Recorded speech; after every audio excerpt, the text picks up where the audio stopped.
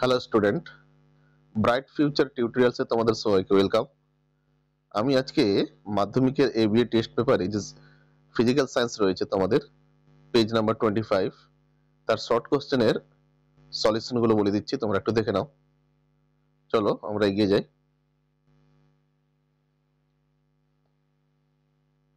দেখো, বহু বিকল্প ভিত্তিক প্রশ্ন, প্রতিটি প্রশ্নের নিচে 4টি করে বিকল্প উত্তর দেওয়া আছে, আর তোমাদের সঠিকটাকে এখানে চুজ করতে হবে। দেখো 1.1, কয়লা, খনিজ তেল এবং প্রাকৃতিক গ্যাসকে বলা হয়।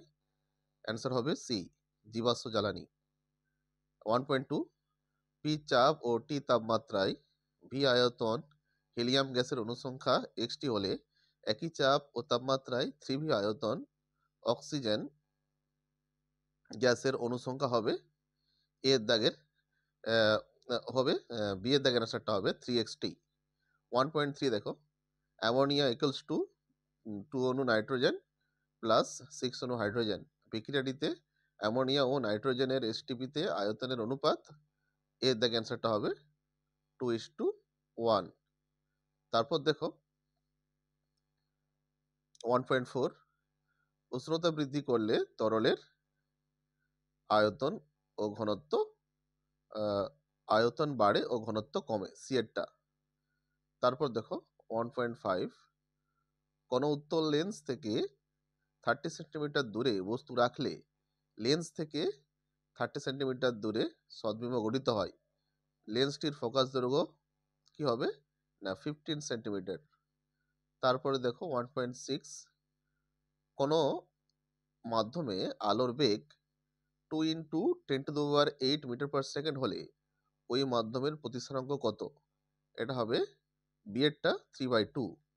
তারপরে দেখো 1.7, 50 হার্টজ এসি লাইনের অভিমুখ সেকেন্ডে কতবার পরিবর্তিত হয়?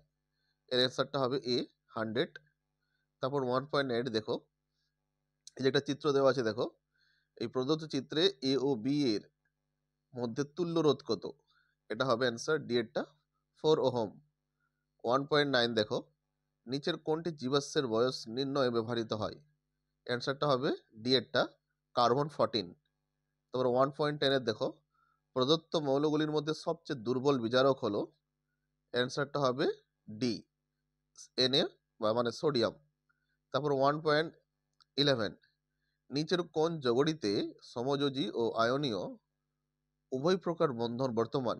এটা হবে ডি এরটা ক্যালসিয়াম কার্বনেট মানে CaCO3। তারপর 1.12 দেখো, তড়িৎ বিশ্লেষণের সময় ডি এরটা যেটা হবে ক্যাথোডে বিজারণ, অ্যানোডে জারণ ঘটে, মানে ক্যাথোডের দিকে ক্যাটায়নগুলো যায় আর অ্যানোডের দিকে অ্যানায়নগুলো যায়, তাই ক্যাথোডে বিজারণ ও অ্যানোডে জারণ ঘটে।